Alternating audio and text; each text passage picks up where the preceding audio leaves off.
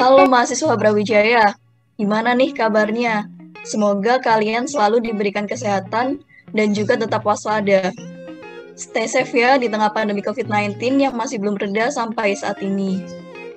Nah, Moltalk ini merupakan sebuah sarana buat teman-teman yang kepo banget nih terkait tips and trick dalam meraih prestasi, menyeimbangkan kegiatan akademik, prestasi, organisasi dari seorang mawapres.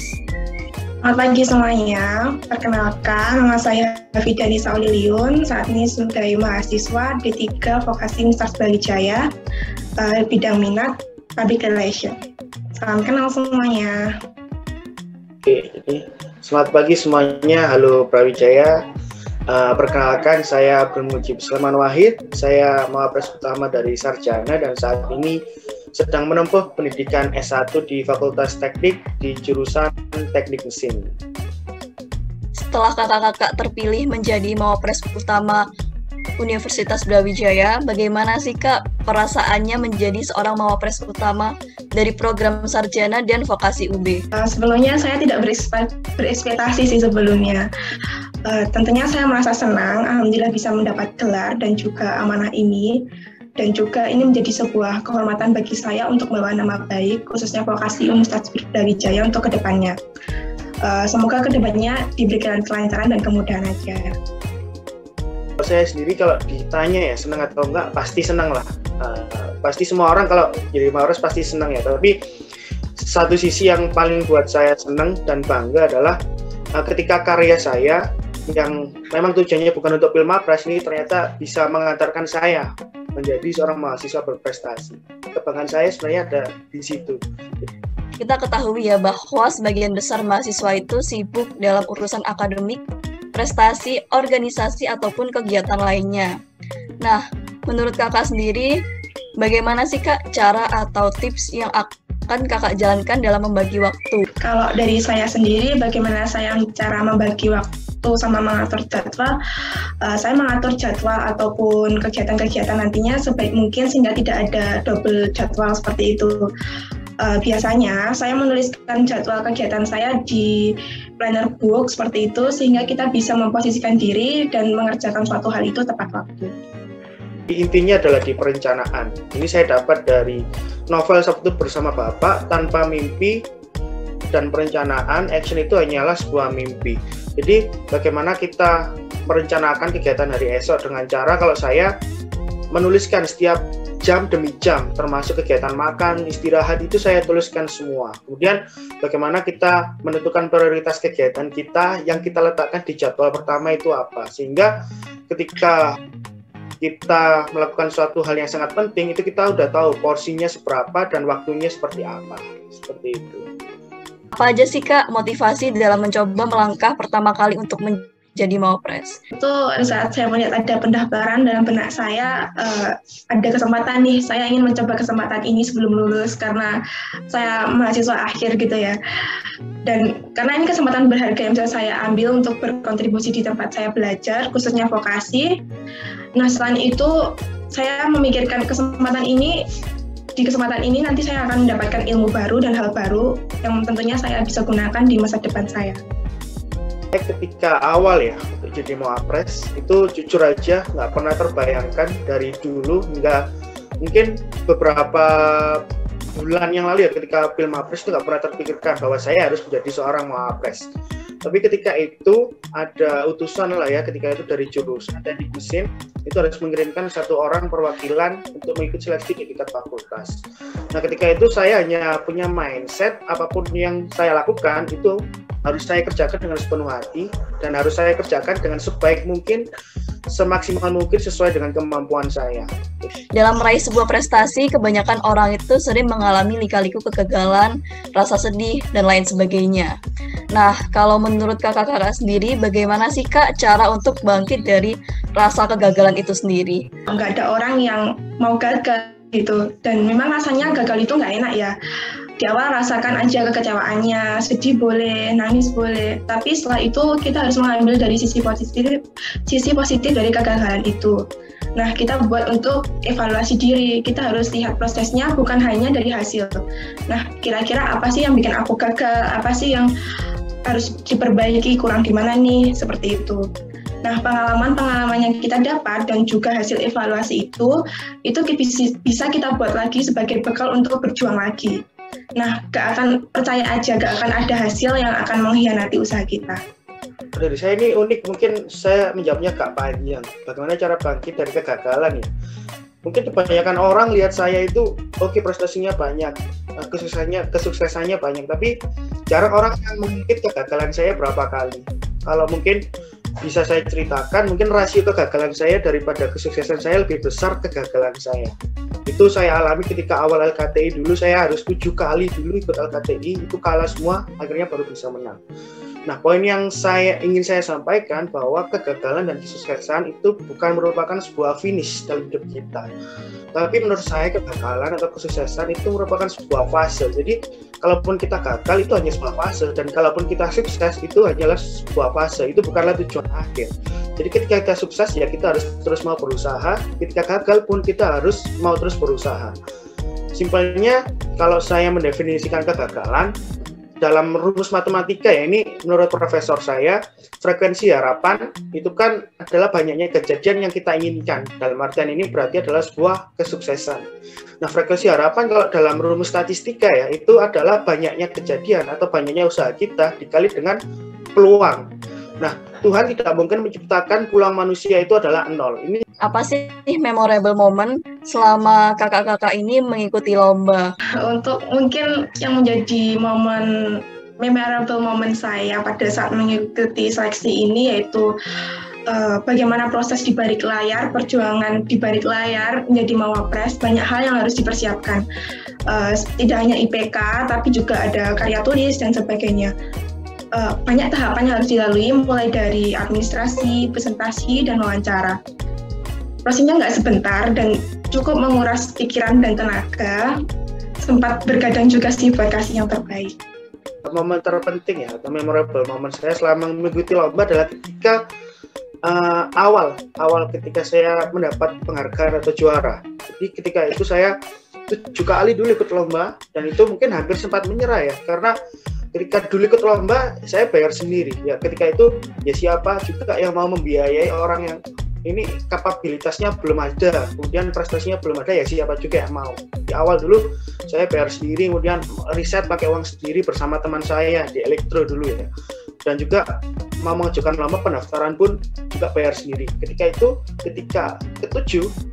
lomba ketujuh itu saya masih gagal, dan disitu saya sempat udahlah, saya nggak usah lomba lagi, ini uangnya habis banyak, saya udah nggak punya uang dan sebagainya. Tapi ternyata nggak tahu ya kenapa kita ingin coba 1 kali lomba lagi, dan akhirnya di lomba ke-8 itulah saya mendapatkan reward ketika di Universitas 11 Maret. Menurut kakak sekalian, prestasi itu penting nggak sih? Menurut dari pendapat saya, tentunya prestasi itu penting. Kalau kita punya prestasi itu bisa menjadi indikator dari kualitas sama kuantitas diri kita yang dicapai dari suatu atau beberapa kegiatan. Nah, selain itu menurut saya dengan adanya prestasi, pengalaman dan prestasi itu menjadi kayak informasi mengenai pengalaman-pengalaman kita yang berharga di masa depan. Kita bisa menuliskan kayak prestasi-prestasi kita di CV seperti itu kan.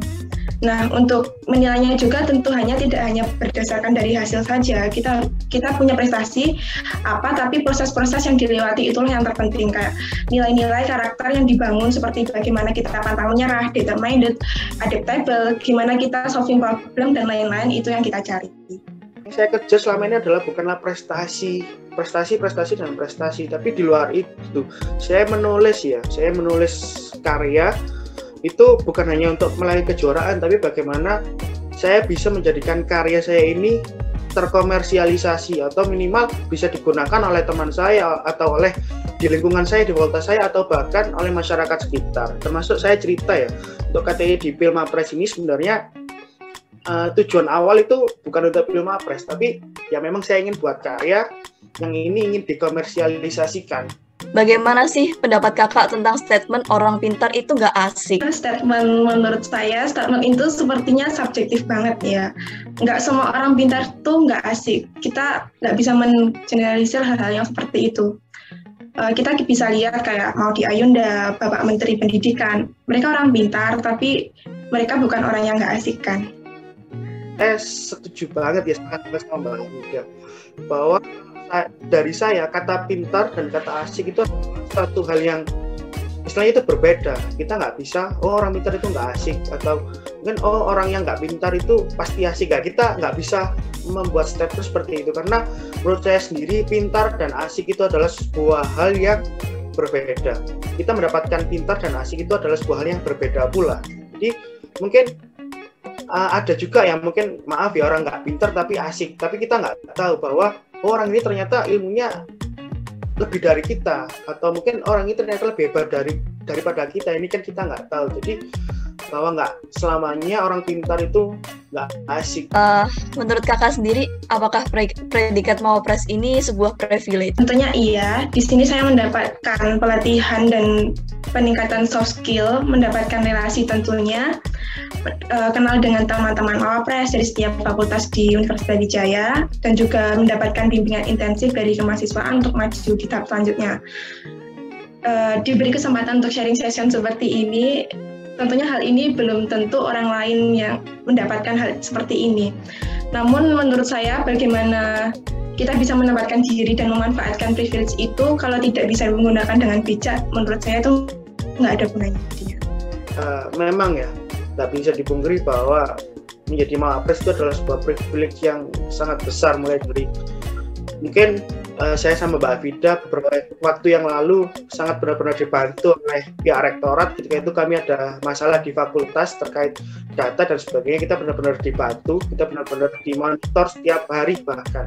Ini merupakan suatu bentuk privilege yang sangat besar.